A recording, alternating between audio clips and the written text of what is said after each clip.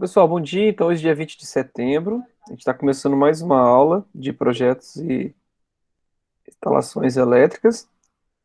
Aliás, de projetos elétricos residenciais. Acabei trocando o nome aqui do título do slide, tá? Bom, deixa eu passar aqui. Nessa unidade, finalmente, a gente começa a estudar sobre os dimensionamentos, tá? E aí, digamos assim, é a parte mais importante do projeto. É porque é onde um erro pode ocasionar um mau funcionamento do circuito, ou até mesmo que alguma coisa, né, no futuro pode ser que pegue fogo, por exemplo, caso você não tenha dimensionado uma proteção adequada para o circuito que você colocou ali. Então, posso falar que esse vai ser a unidade mais importante do nosso curso, né, o que diz respeito ao funcionamento dos circuitos, tá? Então, considerando tudo que nós vimos até agora, que a gente pega uma planta baixa, baseado nos cálculos de área e perímetro, a gente estima lá a quantidade de tomadas, potência de iluminação que a gente tem que ter em cada um dos cômodos. Depois a gente agrupa essas tomadas e esses pontos de iluminação em circuitos.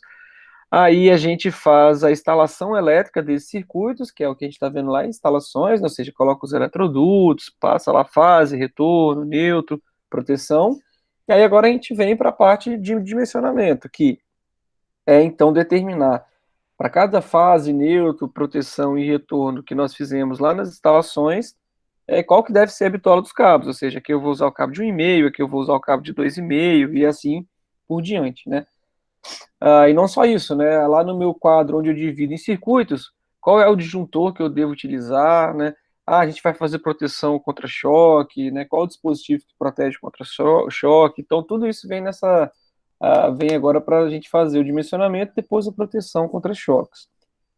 Ah, Aqui é muito importante que vocês entendam cada um dos passos que a gente deve fazer para poder realizar o dimensionamento. Então, se por acaso não estiver entendendo alguma coisa, por favor, me chamem, né, falem, fique à vontade, porque é bem sequencial, os cálculos são bem sequenciais. Então, se ficar alguma lacuna ali no meio, provavelmente quando você tiver que fazer um projeto, uma atividade aqui da disciplina, você vai ficar travado, não vai conseguir, dar continuidade. Bom, então nessa unidade 8, que é sobre dimensionamentos, a gente vai estudar sobre condutores e proteções. A gente vai fazer o dimensionamento pelo critério de capacidade de corrente, que a gente chama também de ampacidade. Nós vamos fazer o dimensionamento pelo critério de queda de tensão. Então, na verdade, não é que eu possa escolher um ou outro, a gente sempre tem que fazer o dimensionamento pelos dois, né? Mas normalmente a gente faz nessa ordem, capacidade de corrente, depois queda de tensão. Aí a gente vai fazer a proteção utilizando o critério de proteção contra a sobrecarga, depois contra o curto-circuito. Aí a gente vai verificar a possibilidade de utilizar um condutor neutro menor do que o condutor fase, assim como de proteção. São situações específicas que a gente vai ver lá na frente.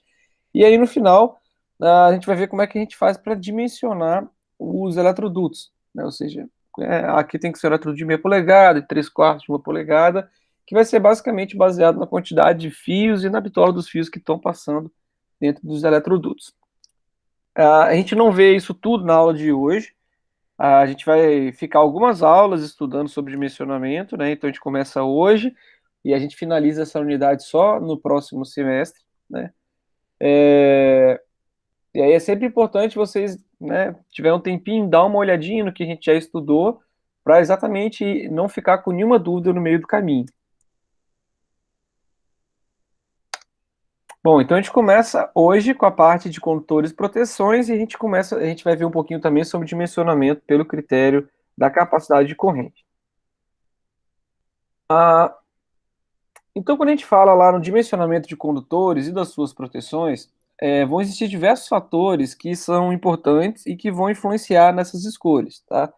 Como tensão nominal do circuito, a frequência nominal do circuito, a potência do circuito que eu quero alimentar, o fator de potência do circuito que eu quero alimentar ou da carga que eu quero alimentar, o tipo de sistema, se ele é um sistema monofásico, bifásico ou trifásico, a maneira de instalação dos condutores, se eles vão estar dentro de um eletroduto, se esse eletroduto é aparente, se ele está embutido numa parede de alvenaria, se ele está jogado num espaço de construção, se ele está enterrado no solo. Então, a maneira de instalar vai influenciar nos cálculos, as condições do ambiente, né, qual a temperatura do ambiente, né, ou da terra, caso ele esteja no subsolo, o comprimento do circuito. É um circuito que vai ter 10 metros, ou vai ter 100, 200 metros.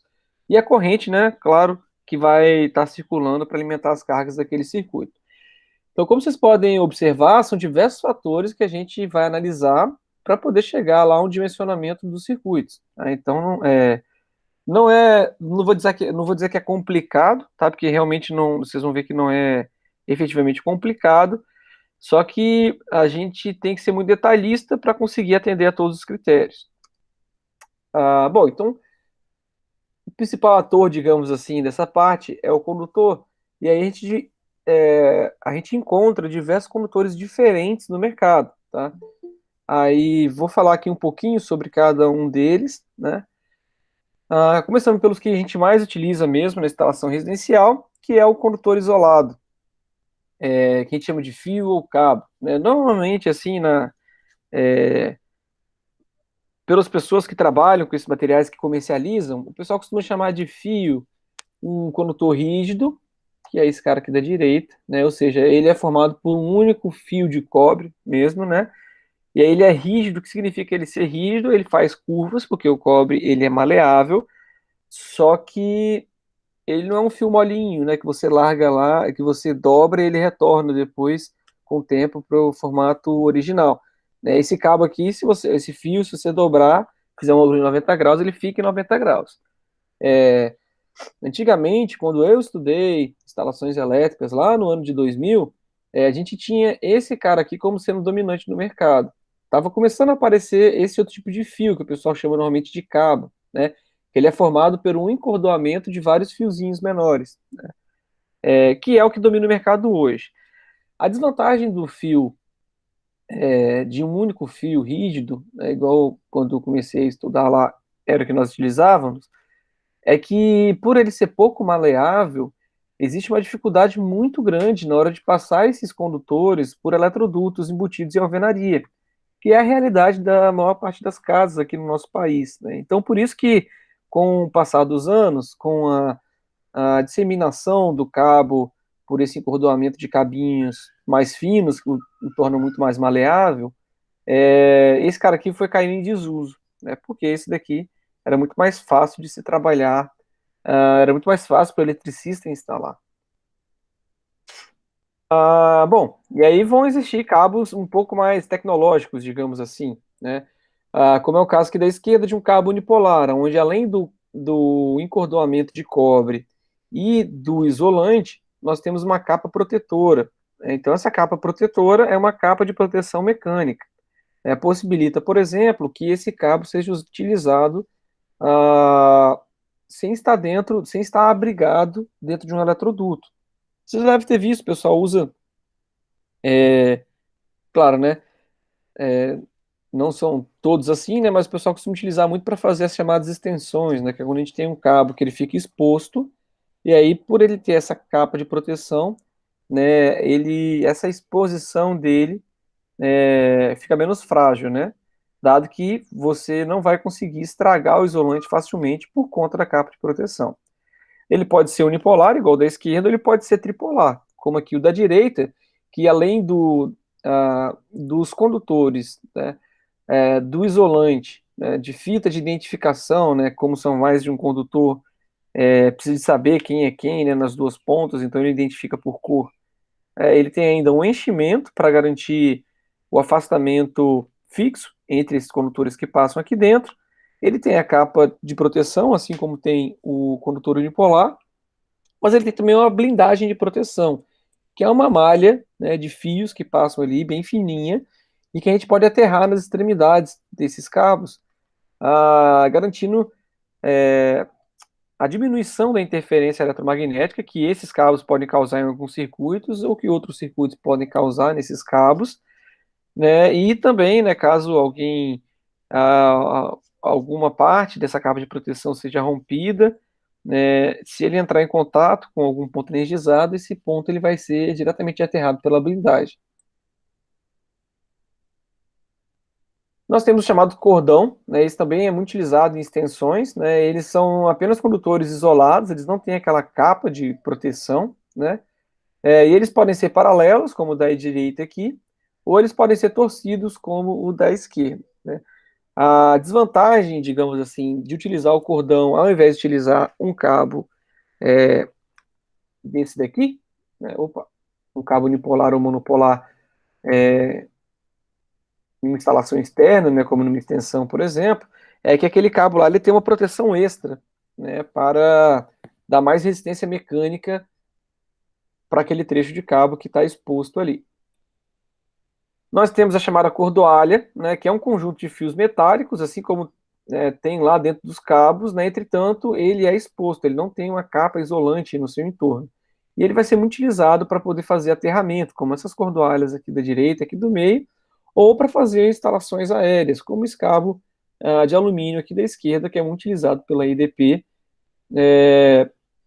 para fazer tanto o ramal de ligação das residências, que são aqueles cabos que vão lá do poste até a nossa residência, tanto a própria distribuição da linha secundária, né, que é a linha de alta tensão da EDP. Apenas se atentando que esses cabos aéreos que ficam pendurados, eles têm, além desses cabinhos de alumínio, ele tem uma alma de aço aqui dentro. Exemplo do cabo multiplexado, porque o alumínio ele tem um escoamento muito grande. O escoamento é quando a gente estica um material, um aço, por exemplo, e ele vai afinando, né? Ele não se rompe, mas ele vai diminuindo o seu diâmetro ali, vai esticando, né? E aí a resistência do cabo depende da área da sua seção circular, né? Ou seja, a área dele aqui. Se nós esticamos ele e diminuímos a área, a gente reduz a sua capacidade e aí isso é ruim, né? Então, o cabo de aço, nesses casos, ele passa aqui dentro, porque ele vai servir como sustentação para a cordoalha de condutores que estão ali. E aí existe o cabo multiplexado, também utilizado na nossa rede de distribuição secundária, né? O outro também é utilizado na rede primária, né? Mas esse daqui também na rede secundária. Ah, pode perguntar, Laís. Professor, é que o senhor comentou ali do aterramento, é só uma curiosidade. A gente vai ter em alguma disciplina, assim, mais especificamente, como que se faz o aterramento, essas coisas assim? Sim, em projetos industriais, aqui em projetos elétricos, eu não falo muito sobre projeto de aterramento, não.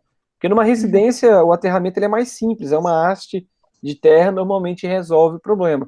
Mas lá no quarto ano, na disciplina de projetos industriais, aí a gente vai ter uns 2 capítulos que vai tratar diretamente sobre aterramento. Um pouco mais sobre o chamado SPDA, que é o Sistema de Proteção contra Descargas Atmosféricas, e um outro sobre aterramento mesmo, que tanto o aterramento para o SPDA quanto o aterramento de cargas comuns. Porque lá na indústria o aterramento já é muito mais importante. Aí a gente tem. Desculpa, Laís. Não pode falar. Não, aí a gente tem a questão de ter que saber a resistência de terra, a, a gente tem que conhecer a chamada tensão de passo, né? E tem alguns detalhes que são importantes para o aterramento, que a gente vai acabar vendo lá na disciplina de projetos industriais. Entretanto, se de repente você está fazendo algum estágio, ou se você tem interesse em conhecer, só você conversar comigo, que a gente marca um horário e te mostro como é que funciona direitinho. Ok, obrigada. Nada. Só não vou falar aqui na aula, Liza, porque senão acaba não dando tempo da gente falar todos os assuntos da disciplina. A gente precisaria de umas 2 aulas para falar só sobre isso, entendeu? Ah, beleza. Bom, aí, esse cabo aqui, né, que eu estava comentando lá dele exposto assim, nu, né, ele é muito utilizado, desculpa, ele é muito utilizado também na rede primária, né, que é de alta tensão. A secundária é de baixa tensão e a primária é de alta tensão. Entretanto, já em alguns lugares, a EDP ela já utiliza o chamado cabo multiplexado, né, que é composto por 2 ou mais condutores isolados, como o caso dessas duas figuras, aqui tem 2 e aqui tem 3 condutores isolados, No caso aqui nosso, da área urbana, o mais utilizado são 3 condutores isolados e um condutor nu, que aí usam 3 fases mais o neutro. E aí tem uma vantagem, né, de por eles serem isolados, a EDP consegue passar eles num feixe único, eles ficam mais próximos um do outro, às vezes não encostando, né, mas com um dispositivo que mantém um afastamento entre os cabos, mas eles bem próximos, com a proteção do isolante deles.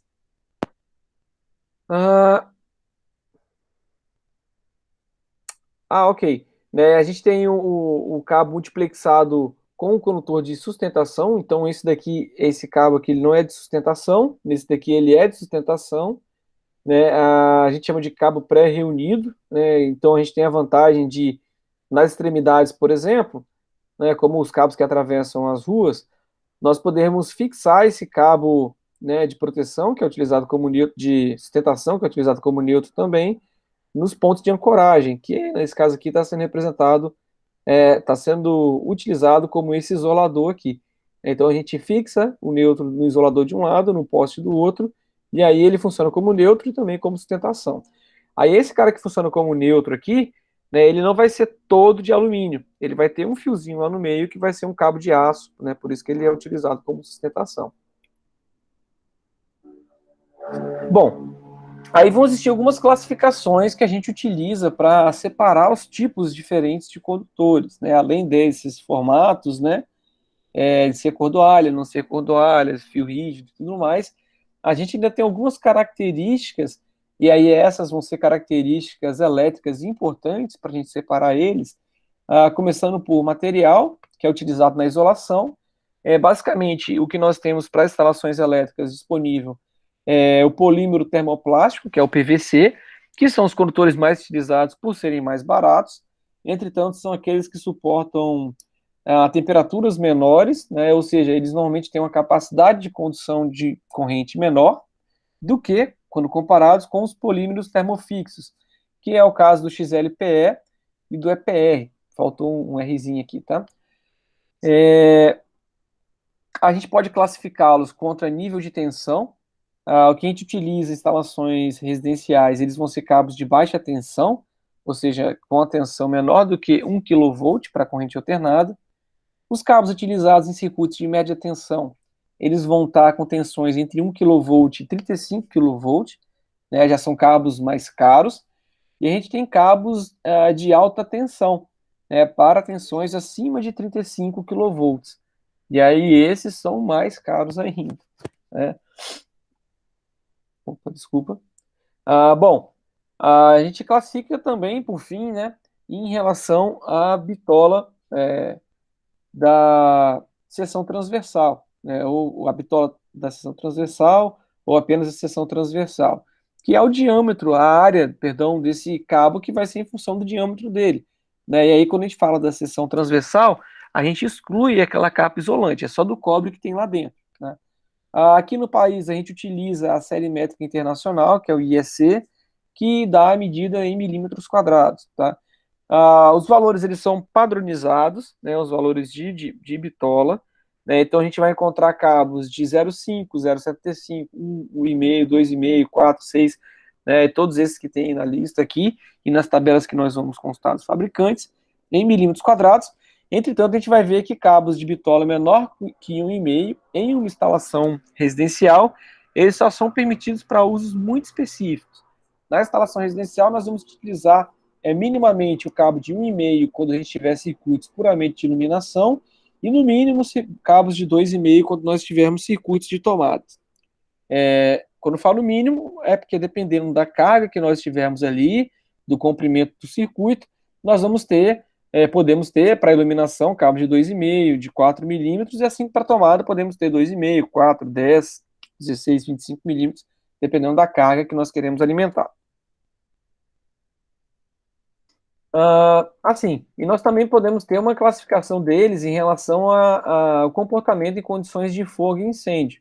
Nós temos os cabos ou os condutores que são considerados propagador de chamas, né, que é ruim para uma instalação, né, dado que se em um ponto a gente teve numa emenda mal feita, de repente, um início de combustão, o cabo que é propagador de chamas, ele entraria em combustão e manteria a combustão, ou seja, continuaria pegando fogo, tá? Nós temos o não propagador de chama, né, que se você colocar fogo, por exemplo, num condutor, né, ele mantém, ele vai ficar queimando enquanto a chama que originou o fogo estiver lá, né, ou o excesso de temperatura. Quando a sua causa é cessada, né, se por exemplo ele esquentou demais e aí um disjuntor desarmou, ele estava pegando fogo, o disjuntor desarmou, a chama se auto-extingue, né, ou seja, ela, a partir do momento que não tem nada para botar fogo, ela não se mantém pegando fogo. Nós temos o chamado resistente à chama, que é quando a chama ela não se propaga mesmo, né, em caso de exposição prolongada, ou seja, ele não pega fogo de jeito nenhum. E nós temos o chamado resistente ao fogo, que é quando, mesmo na presença de um incêndio, mesmo ele em contato com uma chama, ele consegue funcionar ainda nessas situações.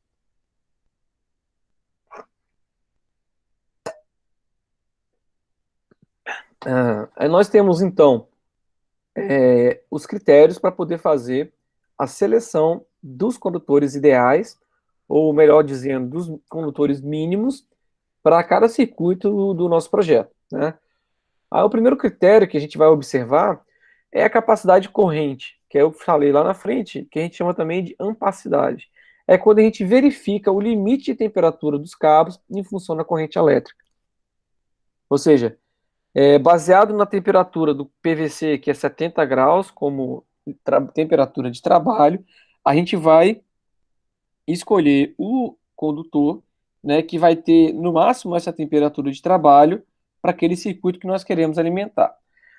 A gente não vai ficar medindo temperatura de condutor, né? Tudo isso que eu estou falando aqui, nós vamos fazer consultando tabelas. Então, vocês vão ver que na prática não é muito complicado, não. A gente faz seguindo na ordem. Perdão, gente. A gente faz o limite de queda de tensão, ou seja, o meu cabo ele tem que suportar a corrente do circuito, e além de suportar a corrente do circuito, ele tem que ter uma queda de tensão máxima entre o quadro de distribuição e o ponto que eu estou alimentando. Nós temos a escolha da proteção contra correntes de sobrecarga e a aplicação dos critérios de coordenação entre condutores e proteção. Nós temos a escolha da proteção contra correntes de curto-circuito e a aplicação dos critérios de coordenação entre condutores e proteção. E, por fim, a gente faz a chamada verificação da bitola mínima estipulada pela norma NBR 5410, que são essas que eu já comentei, que é condutor mínimo 1,5 para iluminação e o mínimo de 2,5 para circuitos de tomada.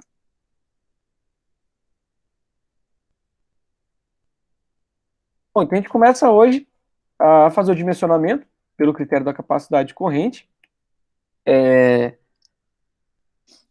E aí vocês prestem bastante atenção, tá? É uma fórmula, digamos assim, tá? É um passo a passo, a gente faz aqui bem sequencial, vocês vão ver que não é muito difícil.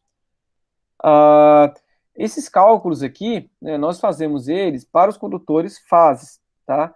E aí, depois que a gente dimensiona os condutores fases, a gente consegue dimensionar o neutro, que a gente vai ver lá na frente que para algumas, né, dependendo da bitola da fase, o neutro ele tem que ser igual, dependendo da bitola da fase, o neutro ele pode ser diferente, assim como de proteção, e também dependendo do tipo de circuito, se é monofásico, bifásico, trifásico, né, também vai influenciar.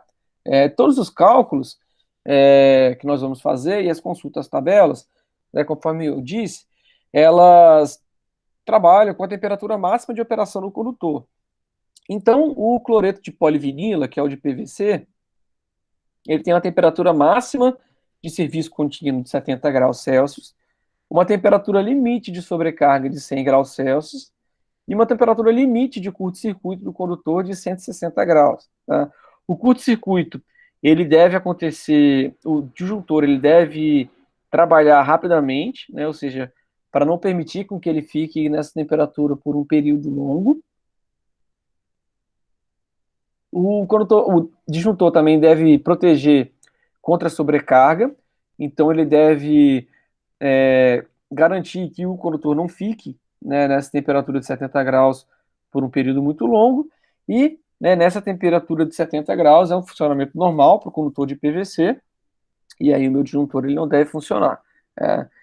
A, Algumas observações, né? Quando eu falo limite de curto-circuito, a gente considera no máximo 5 segundos, né? Um disjuntor bem projetado, normalmente ele desliga em 30 milissegundos a 40 milissegundos, né? Ou seja, ele é bem rápido.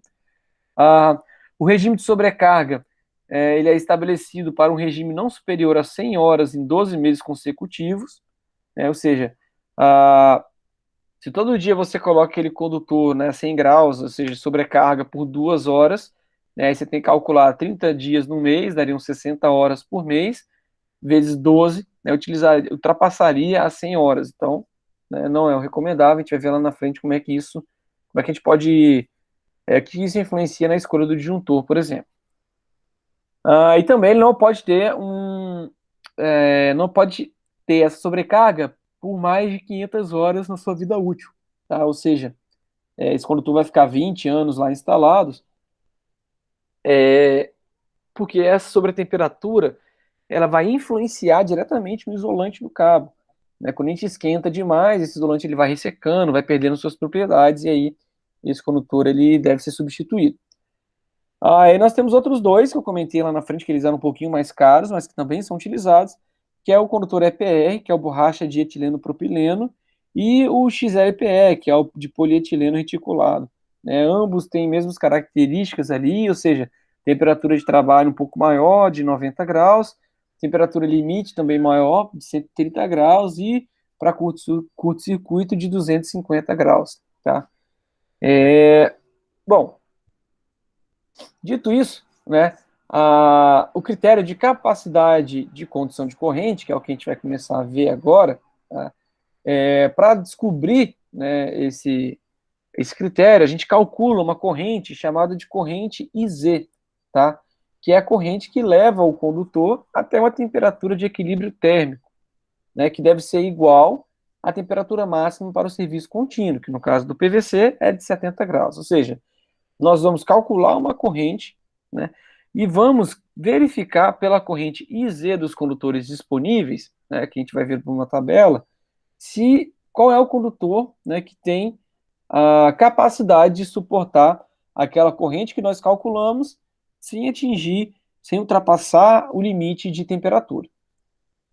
E aí nós temos esses K passos aqui que nós devemos seguir para poder realizar os cálculos. A gente começa fazendo, verificando o método de instalação, né, onde o condutor passa. A gente calcula a corrente de projeto, que é uma corrente baseada nas cargas dos circuitos. A gente vê o tipo de condutor, se é um XLPE, um PVC, um EPR. Nós calculamos o número de condutores carregados, que vai depender de um circuito ser monofásico, bifásico, trifásico. Nós calculamos o chamado fator de correção de temperatura, depois o fator de correção da resistividade do solo e o fator de correção de agrupamento, na letra G. Aí, com todos esses fatores determinados, a gente calcula a corrente IC, que é a corrente corrigida. Depois, a gente verifica a bitola do condutor, encontrando um condutor onde o IZ é maior do que o IC. Ou seja, que a corrente do condutor, né, possibilita a passagem da corrente do meu circuito. E aí a gente verifica se esse condutor que nós encontramos, né, ele obedece à seção mínima dos condutores para aquela situação. E aí, depois de escolher, então, o condutor, a gente procura uma proteção adequada que vai proteger aquele condutor que eu estou instalando no meu circuito e, preferencialmente, também, obrigatoriamente, vai proteger também o nosso circuito. Bom, então, começando com o método de instalação, né, o que define o método de instalação é uma tabela, é o tipo, onde o condutor ele vai ser instalado, né? É onde ele vai ser colocado, tá? E aí, e principalmente porque isso vai influenciar na troca de calor entre o cabo e o condutor, né? Se você tem um condutor que ele está enterrado, ou que ele está dentro de uma parede, ou que ele está pendurado no ar, né? Ele vai ter interações térmicas diferentes. Um vai trocar calor mais facilmente, outro mais dificilmente. Então, isso vai influenciar na capacidade do condutor, né? E como é que a gente verifica isso? Através de tabela com os tipos de linhas elétricas, tá? Que eu vou abrir aqui para vocês. Entretanto, uma observação importante é que se a gente tem um condutor que passa por diversos trechos, tá? O que vai acontecer é que se você pegar para analisar, né, e escolher o condutor que vai passar ali, a gente considera sempre o pior caso, né? Então, se eu tenho aqui, por exemplo, né, aqui está uma tabelinha, né, de uns diversos tipos de linha elétrica que nós chamamos aqui de instalação, tá? Se ele está instalado diretamente em espaço de construção, se é uma canaleta, se é um eletroduto em canaleta fechada, ou no caso mais comum, numa residência, se é um eletroduto embutido em alvenaria, nós temos para cada tipo de cabos aqui, né, essa é uma tabela da Prysmian, tá? Que é um dos cabos mais famosos e assim de qualidade boa que tem disponíveis no mercado para a gente aqui no país. Ah, Dependendo do tipo de cabo que a gente vai utilizar, né, se ele é um condutor isolado, se ele é um cabo unipolar ou multipolar, a gente tem lá o método de instalação, como B1, B2, A1, A2. Né, essa letra seguida de um número é apenas uma referência para quando nós viermos aqui embaixo, né, e formos verificar a capacidade de condução de cada condutor, dependendo do local que ele foi instalado, essa capacidade muda. Então, por exemplo, o condutor de 1,5 milímetros quadrados, se o método de instalação for o A1, com dois condutores carregados, ele tem uma corrente IZ, ou seja, ele suporta uma corrente de até 14,5 amperes. Entretanto, se o método for o B1, que é o caso do eletroduto embutido em alvenaria, esse condutor já suporta, no caso de dois condutores carregados, 17,5 amperes. Então, se o método for D, já muda para 22, ou seja, dependendo da situação, ou melhor, de onde esse condutor ele é colocado, ele vai suportar uma corrente de, de valor maior ou menor, tá? Principalmente, né, pensando, né, porque o método de instalação vai influenciar diretamente na troca de calor do condutor. Bom, aí a gente vai para a letra B, que é calcular, então, a corrente de projeto, ou seja, eu já sei por onde esse condutor vai passar, agora quero encontrar a corrente, né, que eu devo utilizar para poder procurar o condutor que vai servir. Então, eu calculo a corrente de projeto, depois eu faço uma correção na corrente de projeto e aí sim eu vou para a tabela. Então, calculando a corrente de projeto, se nós temos uma carga monofásica, um circuito monofásico, a gente calcula a corrente de projeto dividindo a potência nominal em watts pela tensão nominal vezes o cosseno φ vezes o rendimento. Se a minha potência estiver em volt-amperes, aí some o cosseno φ aqui de baixo. Né? Pego o S, que é a potência em volt-ampere, e divido pela tensão vezes o rendimento. O rendimento, na maior parte das casas, do nosso caso, vai ser 1. Né? Normalmente ele vai ter um valor diferente do unitário quando a gente está falando de máquinas rotativas, como motores, por exemplo. Se nós temos uma carga monofásica, a única coisa que muda em relação ao cálculo da carga monofásica, perdão, se nós temos uma trifásica, o que muda em relação à monofásica é que nós adicionamos o raiz de 3 ali embaixo para quando a gente está utilizando a tensão de linha nominal. Em situações específicas, tá, que a gente não vai estudar aqui no curso, quando a gente tem as chamadas correntes harmônicas em valores muito significativos, aí para calcular a corrente de projeto, a gente precisa calcular cada uma dessas harmônicas. Correntes harmônicas são correntes que aparecem no circuito com frequência diferente de 60 Hz, né, com 120, 180 Hz. Tá? E aí deve-se calcular todas essas harmônicas e aí calcular a corrente de projeto como a raiz quadrada da soma dos quadrados delas, tá? Então, não se preocupem, né? Coloquei aqui só para vocês saberem que existe. O que nós vamos trabalhar aqui são conceitos que vão levar em conta ou o cálculo monofásico ou trifásico. Bom, então eu calculei a corrente, né? Vou escolher um tipo de condutor, né? Que é em função, tá, determinar a função das características do local, qual que vai ser o condutor isolado. Né? Então, eu tenho um exemplo aqui, se vocês entrarem forem lá no Google e escrever cabo Syntenax, vai aparecer o manual desse cabo da Prysmian, tá? E aí ele tem aqui algumas características, né? E, por fim, aonde que ele é recomendado. Por exemplo, né, o cabo Syntenax é recomendado para instalação fixa de luz e força em prédios residenciais, comerciais, industriais, em circuitos de distribuição, em circuitos terminais e para linhas subterrâneas de energia em baixa tensão, tá? Ou seja, pode utilizar em todos os locais. Entretanto, esse é um cabo, tá? Ele é geralmente caro, né? Professor, qual que seria um cabo mais barato para a gente aqui, né, uma instalação residencial dessa marca aqui, seria um Superastic ou Superastic Flex. Quando a gente vai passando para cá, o Afumex, e depois vai para o Syntenax, já são cabos mais caros. O número de condutores carregados, né, então, essa tabelinha que eu mostrei para vocês aqui, a gente precisa saber se ele é de 2 ou 3 condutores carregados. E o que vai determinar isso é exatamente o número de fases do circuito. Tá? Um circuito monofásico a 2 ou a 3 condutores, né, nós vamos ter sempre 2 condutores isolados. Né? Se eu tenho um circuito de 2 fases sem o neutro, também são 2 condutores isolados. Agora, se eu tenho um circuito de 2 fases com um neutro, aí eu já considero 3 condutores carregados. Porque, né, ali nesse circuito, é bem provável que eu tenha os 3 condutores com correntes similares, tá? Ou próximos disso. Se eu tenho um circuito trifásico que não utiliza o neutro, 3 condutores carregados, e se eu tenho um trifásico com neutro, 4 condutores. Se nós viermos aqui na tabela, vocês vão ver que a gente só existe aqui colunas para 2 e 3 condutores, tá? É 2 e 3, só que a gente tem uma situação onde pode considerar 4 condutores, que é quando a gente tem uma corrente de neutro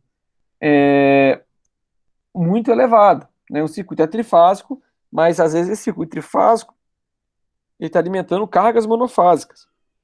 E aí o que vai acontecer é que nós vamos ter uma corrente de neutro elevada. Nesses casos, né, o que nós temos que fazer para poder encontrar capacidade é pegar esse valor de 3 condutores aqui e multiplicar por 0,86. Então, se eu tiver um caso lá de 4 condutores carregados, eu vou ter que pegar o condutor de 1,5 suporta 15,5? Não, ele suporta 15,5 vezes 0,86, ou seja, vou reduzir esse valor para ver se ele me serve naquela situação. O próximo fator é o fator de correção de temperatura, né, que é o FCT. Aquelas tabelas, essa tabela aqui, né, que eu estava mostrando para vocês, se vocês olharem aqui no cabeçalho dela, o fabricante diz, olha, essa tabela foi feita para temperaturas ambientes de 30 graus Celsius e temperaturas de solo de 20 graus. Ou seja, se o meu ambiente tem uma temperatura diferente de 30 graus Celsius, perdão, ou se eu estou passando esse condutor por um solo e o solo tem temperatura diferente de 20 graus, eu devo aplicar um fator de correção àquela tabela anterior. Porque ela foi feita no laboratório com 30 graus. Né? Então, você pode observar aqui, ó, que se nós tivermos uma temperatura ambiente de 30 graus, esse fator é 1. Né? Ou seja, ele foi feito para 30, então está tudo certinho. Entretanto, se a temperatura é menor do que 30, esse fator é de 1,06. Ele vai aumentar a capacidade de condução de corrente. Se tiver a 10 graus, por exemplo, você aumenta em 22% a capacidade. E o contrário, se a temperatura ela aumenta em relação aos 30 graus, a gente vai reduzindo a capacidade, chegando lá a 60 graus, no caso do condutor PVC, com apenas 50% da capacidade da tabela que a gente verificou. Aí a gente verifica também o fator de correção de resistividade do solo, que tem a ver lá com o transporte de temperatura do solo, né, essa tabela, né, o fabricante ele disponibiliza para uma resistividade térmica de 2,5. Né, se a gente tem valores diferentes, tá, de 2,5, a gente deve utilizar essa tabelinha para fazer a correção. E o último fator que a gente aplica é o chamado fator de correção de agrupamento, tá? Que é quando nós temos um circuito passando com mais circuitos.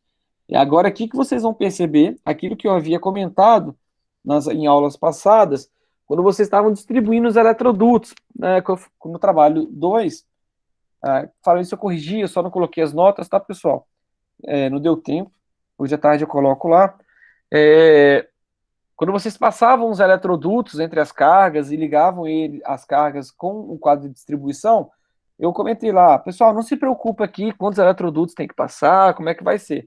Lá na frente vocês vão entender por que a quantidade de eletrodutos é importante. E aqui agora que vocês vão entender.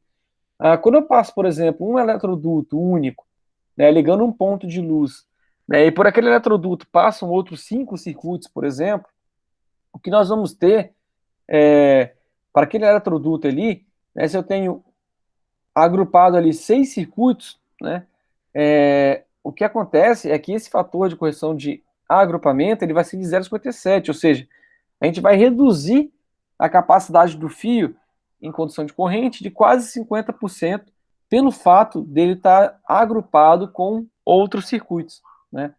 E isso é muito ruim, porque isso faz com que a gente precise de condutores maiores, né?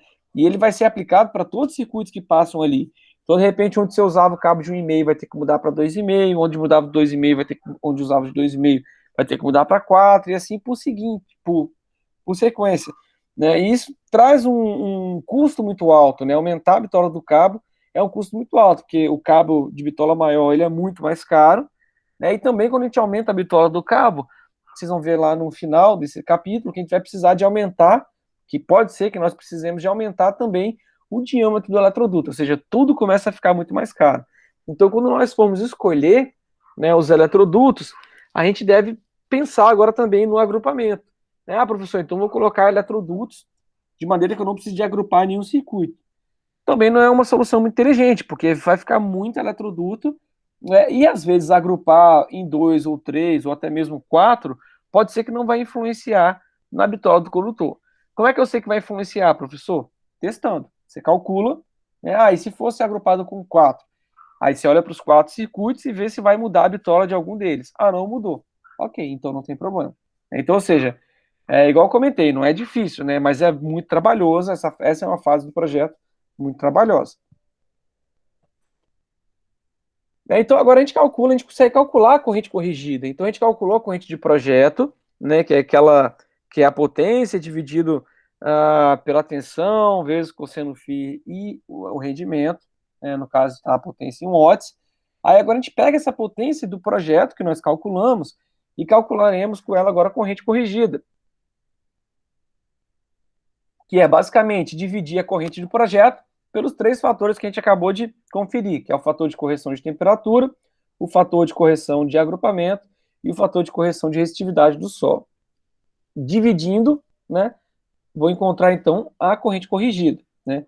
E aí, com a corrente corrigida, a gente vai para aquela tabela, né, que eu mostrei para vocês aqui, e procura qual que é o condutor que vai servir para aquele nosso caso. Então, como é que eu encontro o condutor, professor? Eu vou procurar aqui na tabela, no método de instalação que a gente viu, com o número de condutores carregados, do nosso caso, uma corrente IZ, que é a corrente da tabela, maior do que ou igual do que a corrente corrigida que nós acabamos de calcular. Encontrei, vamos supor que eu calculei um IC de 13 e aqui eu tenho um IZ de 14, ou seja, qualquer condutor daqui em diante serve, né? Ou seja, o de 14 serve, desculpa, o de 1 milímetro serve, o de 1,5 serve, 2,5 serve, e assim sucessivamente, tá? E aí, depois que eu escolhi, né, vamos supor que eu tenho escolhido de 1 milímetro, eu venho aqui e confiro se posso utilizar o de 1 milímetro naquela situação. Se vocês olharem aqui na tabela, circuito de iluminação, o mínimo é 1,5 e o de força, o mínimo é 2,5, tá? Ligações flexíveis, a gente não precisa se preocupar, né? Se por acaso nós tivermos algum circuito de sinalização ou circuito de controle, né? Então, o circuito de controle é aquele onde não passa corrente para funcionar uma carga, ele apenas manda um comando, né, para ligar ou desligar a carga, né? Então, nessas situações são permitidos condutores de 0,5 milímetros. Elas são muito específicas, muito particulares, tá? Então, para a gente aqui na nossa disciplina, é sempre 1,5 para iluminação e 2,5 para circuitos de força, né, incluindo as tomadas. Né, o que representa que, se nessa tabela anterior eu achei um IZ maior ou igual a IC do 0,5, 0,75 ou 1,5 ou 1, né, se for iluminação, eles vão automaticamente para 1,5, se for de tomada, vai automaticamente para 2,5. E a gente verifica a proteção, que a gente vai ver com mais calma depois, né? Mas como é que eu encontro a proteção? Né, eu pego um disjuntor, né, então aqui os disjuntores ele tem diversas curvas diferentes, né? Curva B, curva C, curva D, que diz para gente qual corrente de curto-circuito quantas vezes maior do que a corrente nominal tem que ser a corrente do circuito para ser considerada uma corrente de curto-circuito e o disjuntor se desarmar praticamente de maneira instantânea. E aí isso muda, né, de uma curva para outra, e a gente tem uma parte térmica, que eu vou explicar depois com mais calma, quando a gente estiver estudando sobre os disjuntores. Mas basicamente o que a gente vai procurar é uma corrente do disjuntor que seja maior do que a corrente de projeto, né, ou seja, ele não pode desarmar enquanto o meu circuito está funcionando, e que seja menor do que a corrente do condutor aplicado os fatores de correção. Né? Então, se eu tenho um IZ, né, de 24 amperes, eu aplico os fatores de correção, achei aqui um IZ de 18 amperes, por exemplo. Né, e eu tenho uma corrente de projeto de 14. Ou seja, o meu disjuntor tem que estar entre 14 e 18. Eu venho na tabela de disjuntores, né, essa aqui é uma tabela da Siemens, e vejo lá, ó, o 13 não serve, tem que ser maior que 13. Tem aqui 16. 16 é menor que 18? É. Então ele é maior que 14 e menor que 18. Então, para esse circuito hipotético que eu estou falando aqui, o disjuntor de 16 amperes não serviria. E aí a gente faz uma conferência que é olhando pela corrente I2, que a gente vai ver lá na frente, a corrente de atuação do disjuntor, convencional de atuação do disjuntor, multiplico a corrente do cabo por 45 e verifico se essa corrente convencional de atuação é menor ou igual do que esse 1,45 vezes o IZ do cabo. Se for, quer dizer que esse disjuntor ele serve para aquela situação ali que eu estou considerando. Uh, pessoal, dúvidas até aqui?